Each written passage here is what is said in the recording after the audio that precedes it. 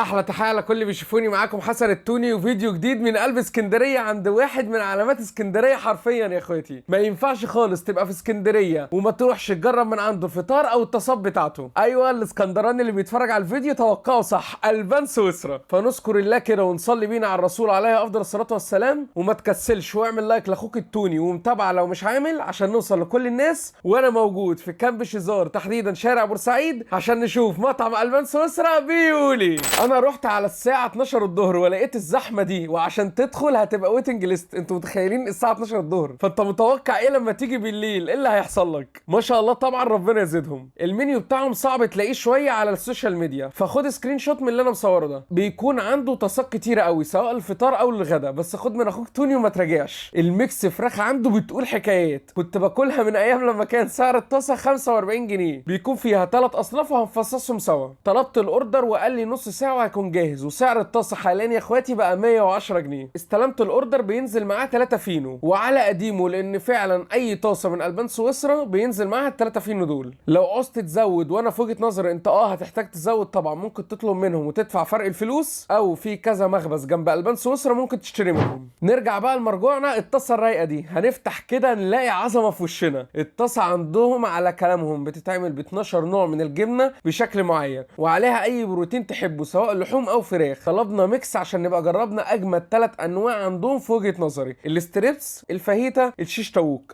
الاستريبس بتاعهم بيكون سبايسي، والفراخ مع ميكس الجبن. لو انت من عشاق الاستريبس اوعى تفوت الطاسه دي. الشيش طاووق بتكون قطع كبيره شويه وطعمها بيكون واضح قوي وحلو قوي لعشاق الشيش اللي زي حالتي. اما الفاهيتا ده بقى موال، بتتقطع معاها بصل وفلفل، بتبقى خطيره بجد في الطاسه. كل اللي انا قلته لكم ده في قلب طاسه واحده مليانه جبنه مشكله والبروتين ده. نبتدي بقى ونقول بسم الله، وناخد رغيف من الفينو كده نفتحه وناخد اول نوع وهو الشيش طاووق. ومنظر لقمه العيش وهي بتحط عليها الجبنه بالشيش بتجنن الحقيقه. ودوست على طول ما رحمتش حقيقي. لو مستني تقييم مني تبقى بتهزر، لانه مفيش كلام بعد العظمه اللي باكلها دي. ميكس الجبن مع الشيش ولا غلطه حرفيا. تعليق الوحيد ان الفينو ما كانش صابح قوي. خدت رغيف تاني يا اخواتي ودوست بقى في الفاهيتا المره دي. ميكس الفراخ مع البصل مع الفلفل مع الجبنه اللي بحطها في الفينو، وتاخد القطمه كده. عارفين لسعه الجريل بتاعت الفاهيتا اللذيذه دي؟ ده اللي انا حاسس بيه مع ميكس الجبن. دمار في الخيال والله العظيم. ختمتها بقى بالاستريبس بتاعهم، هو كان اقلهم في الطاسه، يعني مش حاطين استريبس كتير قوي. والجبنه مع الفراخ الاستريبس السبايسي دي بتقول حكايات يا اخواتي. ايه يا توني، يعني كل حاجه جامده؟ والله العظيم كل حاجه جامده، مالكش اي تعليق؟ تعليقي الوحيد اللي انا نفسي سعر الطاسه ما يغلاش. انا كل ما اسافر اسكندريه الاقي سعر الطاسه بيعلى، من اول ما كانت ب 45 جنيه لحد ما وصلت دلوقتي 110.